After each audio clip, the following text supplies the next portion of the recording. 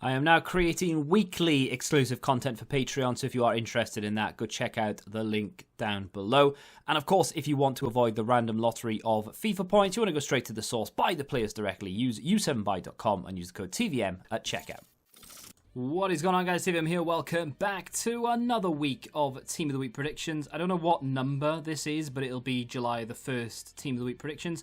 I'm going to do things a little bit different this week. I'm not going to go from like the lowest to the highest. I'm going to mix it up just slightly. We're going to kick things off with, not a high-rated player, but an 83. Muriel, 2 goals in a 3-2 win for Atalanta. Reason I want to do this, by the way, is because normally at the end I'll just do a bunch of possibles. But I'm going to sort of dot them around a little bit. There's no sort of, I don't know, structure to it, if you will. I'm not going to go from goalkeepers to defenders to midfielders and in rating and such. Ward-Prowse up next with 1 goal in a 3-1 win.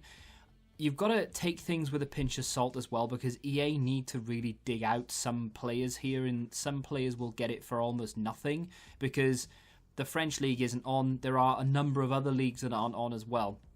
Dressel, a first of 2 silvers. We'll get them both out of the way one after another. He got a hat-trick in a 3-0 win. Doesn't look like a particularly good card. I don't really think silver in form should be in the game. Tietz up next with another hat-trick in a 5-3 win. Reason I say that is because they're just not good enough ever, even at the very beginning of the game. So they should go instantly into golds. I'm not saying they shouldn't get them, just into golds. Up next, we have Willock of Arsenal for 1 goal in a 2-0 win over Southampton. I know I just mentioned Ward-Prowse for his goal in a 3-1 win for Southampton, but of course, so many games on right now that most clubs play twice a week. So Willock in there with a goal. It could go to Edward, and I can't pronounce his surname, but yeah, we'll have to wait and see. Galabinov with a hat-trick in a 3-1 win. Again, not a particularly good card. Decent physical, and the rest of it is absolutely trash. But what can you do? To get a hat-trick, you deserve to be there. Ulvestad has done it as well. Another hat-trick in a 5-0 win. I think there's only one more hat-trick in the entire Team of the Week. But again, another card for just fans of the club more than anything else. Tagliapietra. No? I don't know. I think I did quite well there. 1 goal and a clean sheet in a 1-0 win. Absolutely dreadful because he has no legs. Again, in this situation, you know, it's good to see that he's got an inform for, you know, Boavista fans, but boost him up a lot, you know. Tufan up next with 2 goals and a 3-2 win. Fenerbahce not done particularly well this season, so I think they're ending the season quite strongly. And, of course, Tufan with 2 goals should get in there.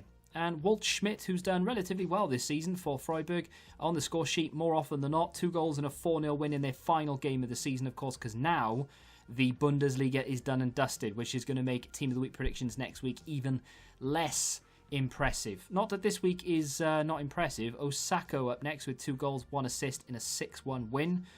Again, not a great card, but, you know, if you need links to Kamada, and who then gets a soft link to Kubo as well. So, you know, very handy for links. Cabral, who doesn't look like a terrible card for an 80 rated, although still probably won't be used that often, with 2 goals and a 3-1 win for Sporting.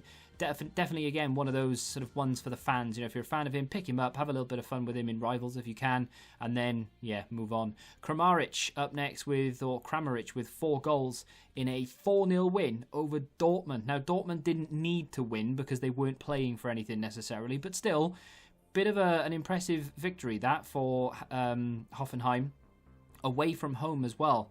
Let's move into the starting 11 with Courtois. Now, I've only chosen 1 goalkeeper this week, and that's kind of down to a mistake.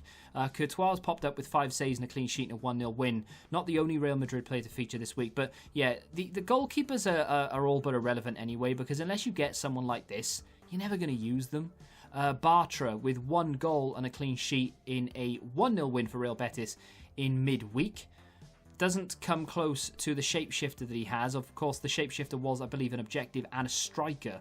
So if you are in desperate need of Mark Bartra's centre-back card, then here you go. Nice big upgrade. Michael Keane of Everton, of course, 1 goal and a clean sheet and a 1-0 win midweek. I believe it was against Norwich. I've not got that written down, so bear with me because I've Just gone off memory there. Again, not a particularly good card. You know, semi-decent fodder, I suppose, but one for Everton fans alone, I would have thought. Let's move into a ones-to-watch player then, De Ligt, who I believe does have a team of the season, but he also has a ones-to-watch, and of course, ones-to-watch and headliners are still active. Normally, they wouldn't be at this time of year, but they are now, given the current circumstances. 1 goal and a clean sheet and a 4-0 win. Buffon, by the way, has just signed a new contract. He is literally 66 years old.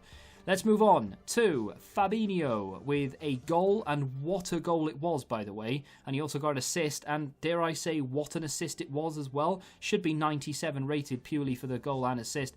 In a 4-0 win against Crystal Palace, of course, picked up man of the match. That was the final league win Liverpool got before they were crowned champions. I'm not smug, you are. Let's move on to another Brazilian, Casemiro.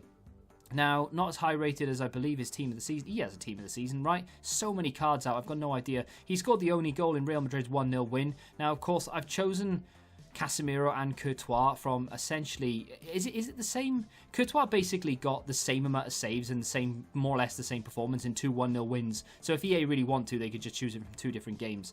Fabian, 2 assists in a 3-1 win for Napoli, who have started to turn their season around, and they are ending it strong. I think they're up into 6th. Again, I'm going off memory there. But either way, this wouldn't necessarily be a terrible card, but it wouldn't be anything fantastic. At this stage, informs just need to be boosted by 2 or 3. Saul with a headliner, for those of you who have him, of course, 1 goal in a 2-1 win. He has a team of the season. I'm not convinced his team of the season is that expensive. I have it in... Wait, hang on a minute. It was an objective, wasn't it? Never mind. It was an objective. Wait, wasn't it objective? No, it's in packs. I have no idea what's going on. Like I said, too many cards. You're a FIFA YouTuber, you haven't got a clue what's going on. I know. Let's move on to Pulisic. Of course, he got a goal in Chelsea's 2-1 win over Manchester City, which essentially confirmed Liverpool as champions. I'm still looking at Saul's card. So it was an SBC, and it was coming in around 248k. So if you didn't do that, you could get his headliner. And of course, Pulisic there is an 84 rated ones to watch. Edin Dzeko up next, and he managed to get 2 goals in a 2-1 win for Roma. He has a screen card that's better than this, so that's the issue with informs, where you have better pre-existing promo cards above them. EA don't go above them unless they naturally get there through their upgrade system. So next Edin Dzeko inform would be 87, and so on. Anthony Martial with a hat-trick, and I believe that's his first hat-trick in English football. 3-0 win, of course, for Manchester United. I think it was against Sheffield United. This would be a striker card. He's playing a little bit more sort of centrally these days. The interesting thing about that is, of course, that Manchester United are in for Sancho, but they're also in for Grealish, both left wing, where Martial used to play. So it'll be interesting to see what happens there regards to positions.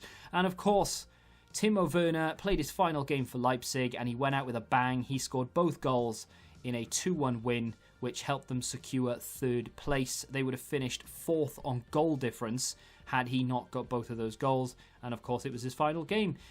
He was there 4 years. I don't know if a hero card or an end of an era card is really a thing. I wouldn't be against it, but it would be interesting to see if EA do anything other than just a straight up inform. Let's move on to two cards that are a bit of a talking point, I think, because one of them is from last week, and this one, of course, is from this week, and that's Muller. He got a goal and assist and a 4-0 win, which is, it's decent. It's not inform worthy, but the reason I've got him down as a record breaker is because he's broken the record for most assists in a single season in the Bundesliga, previously held by Kevin De Bruyne.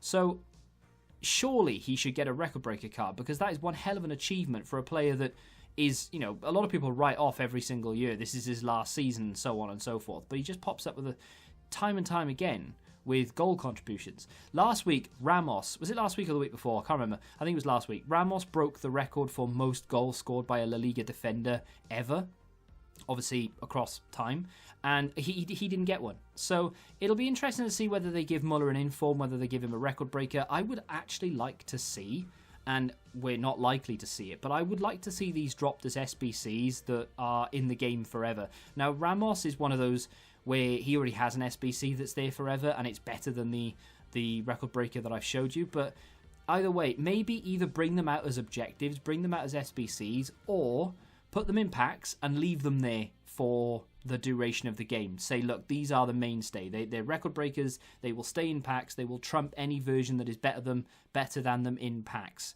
If a better version comes in packs, say they put Team of the Season back in packs, for example, fine, take them both out because they both have Team of the Seasons.